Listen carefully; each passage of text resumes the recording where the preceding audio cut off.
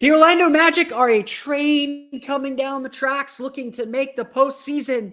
So let's talk to a team that's already there and probably going to be there again this year. We'll chat with Gavin Schall of Locked On Knicks to learn a little bit more about the Knicks, where the Magic are coming from, and which one of these teams is going to be in the playoffs next year. We'll get to that and more on today's episode of Locked On Magic. You are Locked On Magic, your daily Orlando Magic podcast.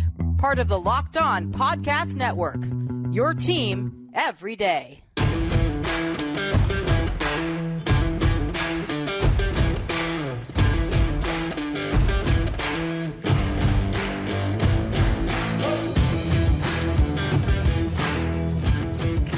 And you are indeed Locked On Magic. Today is September 20th, 2023. My name is Philip Rossman-Ike. I'm the expert and site editor over at OrlandoMagicDaily.com. Of course, follow me on Twitter at PhilipRR_OMD. On today's episode of Locked On Magic, we're going to chat with Gavin Schall of Locked On Knicks. We're going to talk about the Orlando Magic, more specifically about the Magic and their potential to reach the postseason. But we're also going to get into some team building and what lessons you learned from the playoffs and what the Magic can learn from the Knicks and why the Knicks are actually a good team for the Magic to be thinking and aiming for. We'll get to that coming up. And we'll get to that and a whole lot more on today's episode of Locked On Magic. Before we do that, we want to thank you again for making Locked On Magic part of your day every day. No matter when you listen to us, whether it's first thing in the morning, whether it's right when we upload, we truly appreciate you making Locked On Magic part of your day every day. Remember, there's a great Locked On podcast covering every single team in the NBA. Just search for Locked On and the team you're looking for. The Locked On Podcast Network. It's your team every day.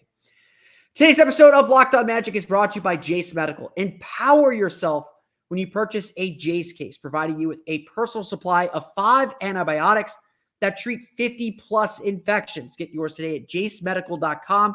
That's Jase, Jase, medical.com. When we come back, we're going to chat with Gavin Schall of Locked On Knicks, learn about what I feel about the Magic, why the Magic are a team on the rise and what makes them a team on the rise. Plus, what the Magic can learn from the New York Knicks and why the Knicks are actually a good team to be thinking about if you're the Orlando Magic. We'll get to that coming up on the other side of this title card. All right, guys, as promised, lucky enough to be joined by the host of Locked On Magic, Philip Rossman-Ike, as we continue to break down the Knicks' competition in the Eastern Conference. So the Magic, Philip, let me know if you disagree with this. I would assess them as not necessarily a threat to the Knicks this year, but one down the road that New York certainly has to be aware of. Franz Wagner, Paolo Banchero. The Knicks have a whole lot of depth. They do not have two frontline players with that kind of ceiling, but let's take a look at the present for now. What's kind of the best case scenario for Orlando this year?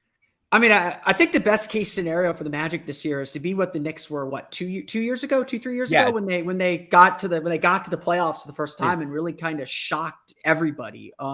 I think, I'm a Northwestern fan. And so like way back in the day with Gary Barnett in the mid 90s, he kind of set the goal of we as a program need to be Iowa. And everyone's like, well, Iowa's okay. Like they're consistently competitive, but they're not like winning the Big Ten every year. But it was just like, that's kind of the stepping stone you have to get to, like where the Magic are at right now is they're trying to take that first step. They're trying to get into the play-in tournament. They're trying to play meaningful basketball late in the season. They're trying to feel that playoff pressure. And so when I look at the Eastern Conference landscape, I look at the New York Knicks as sort of where the Magic want to be within the next year or two. Like maybe they'll get there this year. I think they have the talent to be a really competitive team. And if things break the right way, maybe the Magic are competing for a 6th seed and for avoiding the play-in entirely. But in reality, like the Knicks where they were last year, at least, are kind of the team that the Magic are trying to supplant in the next couple years. And so that's kind of where like I have my eyes of saying, okay, the first step is this, the next step is where the Knicks are at. And that's kind of where the Magic are trying to get eventually. So let's just say that best case scenario comes true. What does that look like? Does that mean one of Paolo Banchero or Franz Wagner made an all-star team? Does it mean both of them made an all-star team? And what is, I guess, kind of the collective identity? Because in the past, and tell me if I'm off on this, I've always found it's kind of Toronto Raptors-y, right? We're going to have absurd size, absurd length. Last year, you had Bol in the mix, Wendell Carter, Paolo, Franz, everyone on the court, basically 6'10" or taller. Just kind of, sort of a walking freak show. And it worked some nights. It didn't work other nights, but what does it look like this year if everything clicks and you kind of hit that peak?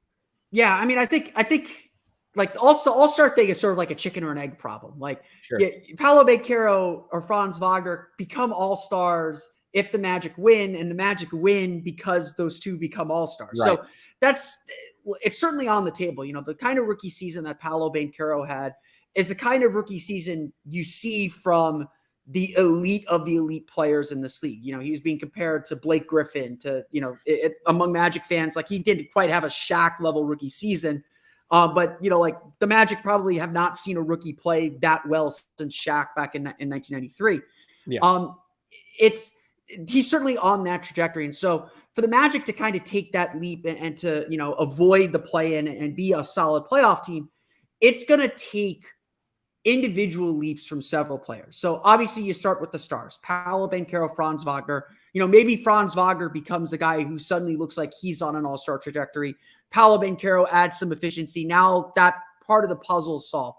It's getting a healthy season from Markelle Fultz and seeing how he manages the team with fewer mistakes. It's Jalen Suggs becoming a more dynamic, you know, not only just a dynamic defender, but a more dynamic offensive player, making fewer mistakes, fewer turnovers, fewer of those young team mistakes. So generally, I think for the Magic, it's not one big thing that's going to propel them from where they were last year to where they want to be or to the playoffs this year. It's going to be like a series of little things. It's being more mature and turning the ball over less. It's winning some close games that maybe they weren't winning last year. It's managing injuries and having the depth to withstand some of the injuries they suffered last year. It's a lot of these little things, I think, coming together. I don't think the Magic are that far from being that team. It's just we haven't seen them do it yet, and I think that's kind of the challenge. You know, I'm sure you could speak about this with the Knicks and their recent run. Yeah, you know, you see the potential, you see the hope for it, but because they haven't done it, you don't quite trust it yet, and that's kind of where the Magic are at. It's like everyone sees what this team can be, but they haven't done it yet. So no one's quite ready to say like, oh, this team is doing that this year. What does an ideal team around Paolo Banchero look like, and how close is Orlando to achieving that? Because when you made the analogy of the Knicks 2 years ago, I'm like, all right, well, Paolo's kind of obviously they're Julius Randle, and there's some similarities there, right? Both super talented, ultra powerful, giant human beings who can shoot a little bit, and Julius, like it took him now 7-8 years into his career for him to really hit his potential in that. And his potential turned out to be either a 40% 3-point shooter on pretty low volume in a year where there were empty arenas. And that's probably the best case scenario ever, or 35% on super high volume, which is what he was at last year. And that's opened up so much of his game. And to be clear, Paolo is obviously going to be the better player. He is a higher upside, but I think some of the challenges that are inherent to building around Julius are also there with Paolo, where, and maybe the Magic have this, like you're looking for that center that can protect the rim and also stretch the floor. You're looking for guards that can be lead guards, but don't necessarily have to be it. And the offense can run through Paolo. But what does it look like to you if Orlando builds this thing right around him? Yeah, I mean, I think that's obviously the question. You know, the first and obvious need is shooting. Like life is easier when everyone can shoot. And you mentioned like having a big who can protect the rim and step out beyond the arc a little bit. You know, Wendell Carter looks like he's tracking that direction. And certainly I think is a really gifted and underrated defender around the league. But you need shooting around him. You know, Franz Wagner is is a pretty solid shooter, but you know, Markelle Fultz is still a questionable shooter.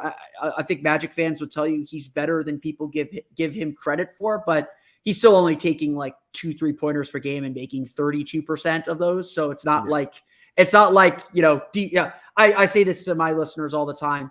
Your ability to shoot is not about how many 3-pointers you make. It's about whether defenses think you can shoot or not. It's more your perception as a shooter to a defense. A defense is perfectly happy to let Markelle Fultz take 3-4 3-pointers a game.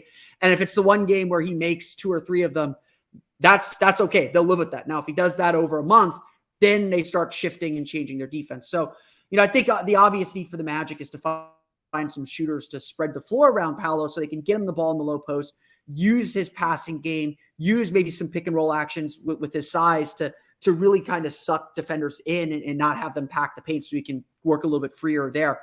But, honestly, like, I think the biggest thing is that this season is about is figuring out what this team needs, and figuring out how this team, how defenses, especially if the team can get to the playoffs.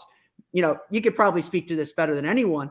You don't know your team's weaknesses until you're in the playoffs, and opponents can just really like pick you apart and expose your every flaw.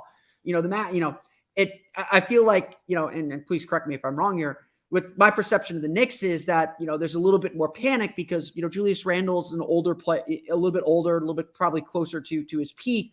Jalen Brunson certainly in that category too. So those flaws become fatal. Whereas like for a young team like the Magic, having your flaws exposed is great because now your young players know what they need to work on. The team knows what it needs to build around. And I feel like that's really kind of the central thesis for the Magic season, and what this season's really about is like saying, okay, what do we actually need? Like, what does a successful Paolo Banchero team need? How are teams going to attack them in the playoffs? And then we can build out from there. And Franz Wagner's a great, I think, running mate because they're of similar size, but Wagner is great cutting off the ball. He's an excellent shooter. He can run some pick and rolls. He doesn't need the ball to be super effective. If anything, Magic fans are always shouting for him to get the ball more because he doesn't have it enough or he doesn't take enough shots, even though he's second on the team in field goal attempts. This season is very much about figuring out what the Magic team needs, and among a lot of the other players on the roster, figuring out whether they're the right guys to put around this group. Yeah, I think, this is almost an aside from where I want to go, but I think Franz, his I'm going to phrase it as his ceiling, but what I honestly think is his trajectory, because I'm super high on him, is just flat out one of the best second bananas in basketball. And he has all those role player skills with genuine superstar talent. Like it's a dream. I'm a little bit jealous despite the two teams. Yeah. Yeah. The only thing that Franz is missing is like that superstar attitude and mindset. Right. Of I'm gonna score this. I'm gonna score against this defense. And he shows that a little bit with Germany, but he still like defers to Dennis Schroeder. And like talking to Germany fans during the FIBA World Cup, they felt very much like Magic fans who are like, why does Schroeder have the ball late in games? I get it. He's the veteran. He's carried this team forever. Yeah. But there were several games for Germany where Schroeder nearly shot them out of the game. And it was just like, get Franz a touch. Good things happen when Franz touches the ball. And, everyone always tries to like pit like star play, especially young stars, against each other. And it's just like, that's just not Franz's makeup. And I don't think it ever will be. And so that's going to be the interesting part of how these two young guys develop next to each other. Let's take a quick break from our conversation with Gavin Schall of Locked On Knicks to tell you a little bit more about Jase Medical. Everyone should be empowered to care for themselves and their loved ones during the unexpected. That's why Jase Medical offers the Jase Case. The Jase Case provides 5 life-saving antibiotics for emergency use and gives you a peace of mind that you're not just hoping that you have access to medication in an emergency. Jase Medical makes sure you have the medication in hand. Jase Medical is simple. They handle everything from the online evaluation to licensed pharmacy medication delivery and ongoing consultation and care. Don't get caught unprepared. Save more than $360 by getting these life-saving antibiotics with Jase Medical, plus an additional $20 off by using the code LOCKEDON at checkout on jasemedical.com. That's Jase Medical, JASE medical.com. Promo code LOCKEDON. Now let's dive back into our conversation with Gavin Schall of Locked On Knicks. Yeah, I'm going back to watching that US-Germany game, and sometimes when Team USA obviously will lose sometimes, and recently frequently at the World Cup, but it's rarely because they just I mean, sometimes it's a big guy just because they didn't put someone on the roster who was 7'2", 240 pounds, but you'll almost never see it with a guard or wing player where it's like, oh, I guess America just didn't produce someone to physically match up with this guy. That's kind of what happened at the World Cup. It's like, oh, we don't really have a 6'10" shooting guard to throw at him. Like maybe if everyone came, the 6'10" shooting guard they had to play backup center last year. Right. Yeah. There you go. Yeah. That was tough. And they're both Orlando Magic. So congratulations on that.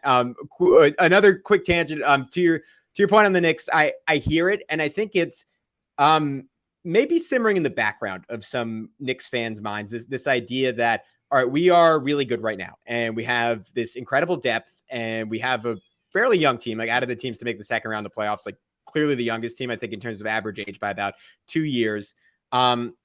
But have our older guys topped out. And in terms of Jalen Brunson, I don't think so. I think there's still another level for him to hit. And he kind of hit it during the playoffs last year where he was incredible. And he was looking like someone you could theoretically describe as a top 10 player in the league. Like just speaking from the Magic perspective, like we saw that in that game in Orlando where Brunson just took over the end of that game. Like that's what the Magic hope Paolo is going to become. But if you're going to be successful in the playoffs, you need a guy like Brunson, like that. That's what the Magic have frankly been hunting since T-Mac left, is a guy who can just take over a game late and win you a basketball game. And the Knicks have that in a guy in Brunson, and he's proven that. He proved that with the Mavericks 2 years ago. He proved that with the Knicks again this year. And that's really what you're after. That's really what you're trying to build around. And the Magic think they have that with Paolo. He showed some flashes of that, but he's also a rookie who made a lot of mistakes. So, we don't know yet.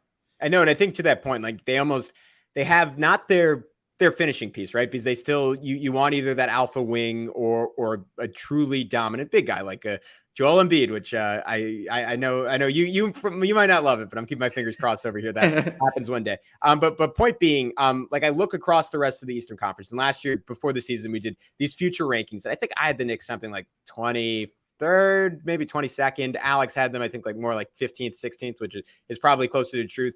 The Knicks are like maybe borderline top 10 now, but I still see teams like the Magic with Paolo, like Detroit with Cade.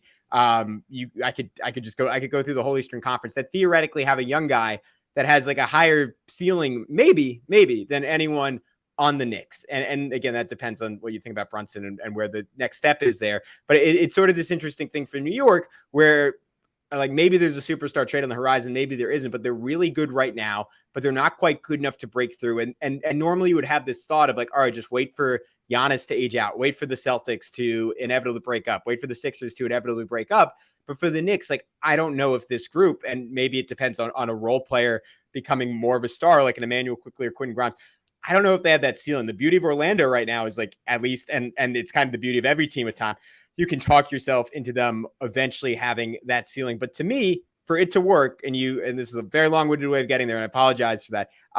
Is there enough shooting, and what happens at the guard spots? Because I was surprised when they took Anthony Black. He ended up looking awesome in Summer League. But between Fultz, Black, and Suggs, and to a lesser extent Cole Anthony, that's four guys who seem like they would be best at point guard, and all of whom are somewhere between poor to uncertain to potentially good shooters, but not there yet. So how does that sort out? Because that's the big question I have. Yeah, I think that's a big question that a lot of people have. I mean, I've been thinking a little bit about this. I've been doing some, the Magic are celebrating the 35th anniversary this season. So we've been doing some history thinking on Orlando Magic Daily. And like, we did like the, 5 worst starters of the Dwight Howard era and the 5 worst starters of Shaquille O'Neal era. And like a constant theme just kept popping up with those like championship teams where they were constantly searching for that like fifth starter to like complete their lineup. And it feels like the Magic are kind of in that spot with the shooting guards. Like they feel very comfortable with Markelle Fultz and his future is a little bit up in the air, but they feel pretty comfortable right now for the time being with Markelle Fultz. Franz and Paolo have the forward spots. They like Wendell Carter. And so like those two guard spots are certainly the ones that are like very much like if the Magic are going to make significant leap or if that star trade, because, the Knicks might feel it a little bit more urgently because of their relative age. And like you said, the other teams that are starting to kind of rise up, Orlando, Cleveland, I think Indiana has done some really interesting and good things. I think they're quietly a really interesting team. And the East just in general has gotten better. Like I think, sitting here a week before, 2 weeks before training camp, I think every team in the East, save for maybe Washington and maybe Detroit, but I think Washington, Detroit fans Detroit could talk. With Cade is going to be better. Yeah, Detroit with Cade is going to be a lot better. I even think, Washington, if they stay healthy, that's their big thing. I just don't think they have the depth, but Washington, they have scoring. Like, I think even they can talk themselves into like, hey, if everything breaks right, if the 8 or 9 things we need to break right, the play-in's not that hard to reach. The play-in tournament's been a blessing because everyone believes they could do something at the beginning of the season. So the East is a lot better than it used to be. The Magic are going to be one of those teams that if they rise at the trajectory that they think they're going to rise at, they're going to be a team that gets involved in some of these star trade discussions and maybe take the kind of risks that Cleveland took in grabbing Donovan Mitchell last year. New York, I think, again, certainly I feel like, my perception is, I think they were really smart to kind of stay patient and not like push all their chips in, wait for the right guy to push their chips in for. But I think like they're going to start feeling the pressure to push those chips in because teams like Orlando, Indiana, Cleveland are going to be kind of nipping at their heels to like take those spots. And there's only so many of those spots available. I think we saw even Atlanta try and get involved in a Pascal Siakam discussion because they know like they got to strike because they may not be able to hold on to what little spot they have for very much longer. Orlando certainly is not, I think, at a point where they're like panicking or saying like, hey, we got to do this, that, or the other, but they're for the first time going to have to make some decisions on some guys. Markelle Fultz is a free agent at the end of the season. Cole Anthony is a restricted free agent at the end of the season. Those will be the first 2 kind of big money contracts that they hand out in this phase of their rebuild. They got to start thinking about in 2 years, Franz Wagner getting his potential max extension or Paolo Banchero a year after getting his max extension. They've been able to play around with money not meaning anything for a little while, but now they got to start really honestly assessing these players and trying to, and this goes for everyone. Like, I think everyone on the roster outside of Paolo and Franz, is really going to be under the microscope here saying like, is this really the guy that fits us? And to your point, that guard room is really, really crowded. I've been saying to people like this feels like a make or break season for Jalen Suggs. He's entering year 3. He had injuries in his first 2 years. He looks like a really strong defender, but he doesn't look like the guy that Magic fans were like fist pumping and high fiving that fell to them at number 5 2 years ago. His shooting's been inconsistent, and that's putting it nicely. To me, like, honestly, I've told people this, he's either going to be the starter at shooting guard by the end of the year for the Orlando Magic, or he could be out of the rotation and they could just say, we're going to give Anthony Black a look. Because at this point, Anthony Black and Jalen Suggs do a lot of the same things. Black is an excellent defender who can't shoot. Jalen Suggs is an excellent defender who can't shoot. Black's probably a better playmaker than Suggs at this point too. Suggs is a better scorer. The Magic are going to have to start making some decisions on some guys. And, if you're looking for a team that is kind of in line to make a consolidation trade and make a more aggressive move next offseason, the Magic might be that team. And so I think Orlando stood pat this summer. The only moves they made, they added the 2 rookies, Anthony Black and Jet Howard, and then signed Joe Ingles to a contract. The only guys they lost off the roster were Bol and Admiral Schofield, who they dropped down to a 2-way contract from a full roster contract to end the season. The Magic are a team that is going to use this season to evaluate what they have and then make some hard decisions on some guys next summer. And that includes potentially, a free agency for Markelle Fultz and giving him a deal or not giving him a deal, or Cole Anthony entering restricted free agency. There are decisions coming, and that guard room is really, really crowded. And ultimately, it's hard to have a Paolo Banchero not have shooters around him. They need shooting, and a lot of their guards are just not good enough shooters at this point. Let's take another quick break so I can tell you a little bit about FanDuel. Snap into action this NFL season with FanDuel, America's #1 sportsbook. Right now, new customers get $200 in bonus bets guaranteed when you place a $5 bet. That's $200 in bonus bets, win or lose. If you've been thinking about joining FanDuel, there's no better time to get in on the action. The app is so easy to use. There's a wide range of betting options, including spreads, player props, over-unders, and more. So visit FanDuel.com/lockedon and kick off the NFL season right. FanDuel is an official partner of the NFL.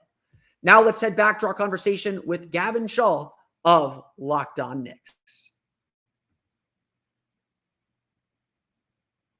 Yeah, I was mystified when they took Black, and then you watch him in summer league, and you're like, all right, this guy's maybe just such a talent. They said they couldn't. I mean, my draft philosophy, especially when you're drafting that high, is you take the best player available and you figure it out later. At that high in the draft, passing on talent is usually a mistake. Is usually how you get criticized. If you're drafting on need, maybe you could trade around a little bit, but you and I think talked during the Locked On mock draft. Like I was not super thrilled with what I had at six anyway. And so, I think there are opportunities to trade down, but there's also needs to be someone who's willing to trade up. And, for whatever you want to say about it, Anthony Black checks off a lot of boxes. This Magic team, they like positional size. They like positional versatility. They like what I like to call skill versatility, which I define as like having a player who does something at a size and position that is not typical for a player that size and position. A Paolo, Banchero, and Franz Wagner can run point guard at 6'10". There's not a lot of guys that can do that. Anthony Black at 6'7" can play all three positions. I think the Magic will end up playing him a lot at the 2 or the 3 this season. You'll probably pair a lot with Cole Anthony and Franz Wagner for good chunks of the year, just because they don't have anywhere else to put him. And you probably want Cole Anthony in there to shoot next to him. He's going to be moved around a lot, and it could be a little bit of a rough rookie season for him because I think the skill that he has is sometimes tougher to translate immediately. But they love their size. Like a lot of people criticize the Jet Howard pick, and I think Jet Howard could be a real big impactor because again, the Magic needs shooting so desperately. Yeah. But everyone was surprised they took him over Grady Dick and Jordan Hawkins. But it was just like when you actually stood them all next to each other, it's like, oh, Jet Howard 6'7" can play the 3. The Magic played him at the 4 in summer league, and I think that was not by accident. Yeah. The Magic wanted the size, and they ultimately chose size over everything, which has kind of been the MO of a Jeff Weltman, John Hammond front office. Speaking of which, Jonathan Isaac, tall guy, can't shoot that well, hasn't played in a few years. Tantalizing talent back when he was on the court all the time. Like he was. If I had to pick someone in the NBA who I would not want to pressure me in a pickup game 94 feet up the court, he might have been the number 1 pick in that make-believe draft. Is he healthy? Is he going to be part of the rotation? What's the deal there? All indications are that he is healthy. He played 11 games last season, so he did finally come back from the ACL injury in the bubble. He did finally come back. Was playing very limited minutes and then ended up with a hamstring injury that required what the Magic dubbed as minor surgery, which I don't know if there's such a thing as minor surgery, especially for a guy who hasn't played 3 years, was dealing with knee issues that typically lead to hamstring issues. So who knows? But all indications are that he is healthy. All indications are that he will be in training camp. He will participate fully in training camp, and that he's going to be good to go for the season. Now, does that mean he's going to play 20 minutes a game? Probably not. He's probably coming off the bench. There's a lot of hope that, Isaac can give a little bit. Even last year, just coming back, he looked really springy and like he didn't miss a step defensively. He was still one of the best defenders on the team. So I think the Magic plan to use him as a backup power forward and see where it goes. I imagine he will not play in very many back-to-backs. I imagine that they will have a rest protocol for him. Fortunately, he's not a star, so we don't have to worry about that. But at this, I said this last year. Anything you get from Jonathan Isaac feels like extra and a bonus.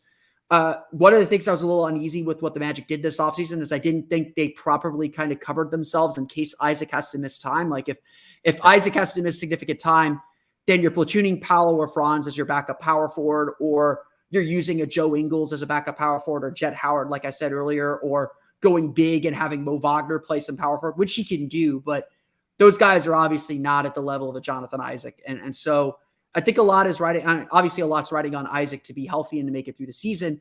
If he doesn't, his contract next year is fully non-guaranteed for $17 million. He could be a really valuable trade chip at the deadline if someone's looking to cut some costs, and then the Magic are looking to add someone of significance. So, we'll see. I think it's very similar to the Knicks where that's kind of how I viewed the DiVincenzo signing is like, oh, this will help them today, and it will help them if they have to trade Emmanuel quickly or Quinn Grimes or RJ Barrett down the road. And I feel like the Magic have insulated themselves in a similar way. All right, last question on my end. We've talked about the ceiling for the Magic, but how good do you think they actually are? Like you just mentioned, everyone in the East, or if not everyone, the majority of the team can talk themselves into being better this year. Zero-sum game, though. Some are going to be, some inevitably are going to be worse. Where does Orlando fall on that spectrum? I think Orlando is going to be a play-in team this year. I imagine they will fight for the 7-8 game, and I think they'll probably end up falling into the 9-10 game. And they'll get that, to me, the most important thing this year is getting experience playing pressure basketball, playing meaningful games to the end of the season. A lot of people don't know this because you look at their record, they're 34-48. It's just like, oh, that's a kind of moribund record. They were the last team eliminated from playoff contention last year. And they were 29-25 before they tanked their last 3 games because they were eliminated from the playoffs. So yeah, they played the majority of last season as a 500 team. 500 gets you into the play at this point in the East. If you're winning 40 games, you're probably going to be in that play-in tournament. You're probably going to be in the 9-10 games. So I think, the big thing for Orlando is learning how to manage a season and having the maturity, and I think, you probably could recognize this with the Knicks. They're a little bit more veteran, but like going from where they were in the 21 season to the 22 season, that maturity and knowing that everything doesn't carry over from one season to the next. You gotta, you do have to rebuild everything. Finding consistency is really, really difficult, especially for young teams. And this Magic team is still very, very young. I mean, Joe Ingles is the outlier at 35. I don't think there's another player on the roster older than 30 currently. They're extremely young. They're going to be going through playoff pressure for the first time. They're going to be going through winning pressure for the first time. But this team really believes in what they're doing. They really believe, they really bought in last year. They were really, really strong last year. They are slowly carving their identity. And the thing with young players is they all should get better, and I think everyone's expecting a lot of players on this Magic team to get better. And so that, to me, they should be a play-in team. They should be a team that is fighting for a spot in the playoffs. Whether they actually get into the playoff picture or not, I don't know. We'll see how things play out, but I expect them to at least be in that 9-10 game. If not, maybe sneaking into that 7-8 game for the play-in tournament. Yeah, I am. I can say objectively they are very high on my non-Knicks teams. I'm excited to watch play. I want to see how the weird guard combo works for anyone in New York watching who did not watch a lot of Orlando outside of when they played the Knicks. Markelle Fultz can absolutely end someone's life. He is not Philadelphia Markelle Fultz. Honestly, yeah. Magic fans will shout this as loud as they can. If you're looking for a most improved player candidate, Markelle Fultz. I mean, I don't even know if they give out that award anymore, but Markelle Fultz is your guy. He after the All-Star break last year, and I think that's significant because he came back from his ACL injury after the All-Star break last year. So All-Star break at the end of the season, he averaged around 16 points per game, 6-7 assists per game. Was shooting at he's not a great 3-point shooter, but he's willing to shoot threes. So he's not like Ben Simmons, who's not shooting threes at all. He will shoot threes when he's comfortable shooting threes, but he still shot 50%. He is an excellent mid-range jump shooter. He gets to the basket. If he could, this Magic team is going to be all about controlling turnovers, as most young teams are. But he cut the hair. He's back to looking like Washington, Markelle Fultz. Hopefully hopefully the spirits are back with him there, because people forget how good and dynamic he was at Washington. Yeah. The Magic do feel very comfortable about their point guard spot. A lot of the national media is like, what are the Magic could do at point guard? And all the Magic fans are like, we got Markelle Fultz. We don't need to do anything at point guard. We got our guy. And we'll see if that parlays into a new contract or not, because it's a contract year for Markelle Fultz. But Fultz is really good. And I don't think the wider NBA world appreciates that because of the perceptions around him from before. There's a reason he went over Jason Tatum, Lonzo Ball, Josh Jackson, everyone else. I mean, the dude was an absolute killer in college. Still hasn't fully figured out the shot like people thought he would, but still is an absolute killer. All right, Philip, before I let you go, can you tell everyone who's looking for more Orlando Magic coverage where they can find all your work? Yeah, the best place to find my work, besides listening to Locked On Magic every day, is at OrlandoMagicDaily.com. Just still posting at least something every day. Very strong. We're doing our player outlooks right now as we count down to the beginning of training camp. But yeah, OrlandoMagicDaily.com is your place for Orlando Magic content. You can follow me on Twitter at PhilipRR_OMD or at OMagicDaily. All right. Thanks so much, Philip. So for Locked On Knicks, for Locked On Magic, that's it for this one. On the Locked On Knicks end of things, plenty more team previews to come as we make our way through the Eastern Conference and player previews. And I'm sure you can find a lot of the same on Locked On Magic. But until next time, we'll talk to you soon. I want to thank Gavin for having me on Locked On Knicks and doing a crossover episode with me. You can check him out at Locked On Knicks. The Twitter handle was on beforehand. So just if you're watching on YouTube, at least it's beforehand. You can rewind to get that. But check him out on Locked On Knicks. Check out all the great podcasts on the Locked On Podcast Hour. We're going to actually have another guest on tomorrow's show to chat more about rebuilding and rebuilding philosophies and where the Magic are at in comparison to some of their rebuilding friends and the teams we're going to see in the 2028 NBA Finals. But that's for tomorrow. I want to thank you today for listening to today's episode of Locked On Magic. Of course, find me on Twitter at PhilipRR_OMD. Subscribe to the podcast and Apple Podcasts, Stitcher, TuneIn, Himalaya, Google Play, Spotify, Odyssey, and all the fun places on podcasts to your podcast-enabled listening device. For latest on the Orlando Magic, be sure to check out OrlandoMagicDaily.com. You can follow us there on Twitter at OMagicDaily. And don't forget to subscribe to the Orlando Magic Hub on Patreon, my Patreon page, for just a little bit extra Orlando Magic information. Certainly going to pick up once the season begins. That's going to do it for me today. On tomorrow's episode of Locked On Magic, we'll be talking more rebuilding philosophy with another guest. So busy week here on Locked On Magic. But until then, for Orlando Magic Daily and Locked On Magic, this has been Philip Rossman-Reich. We'll see you all again next time for another episode of Locked On Magic.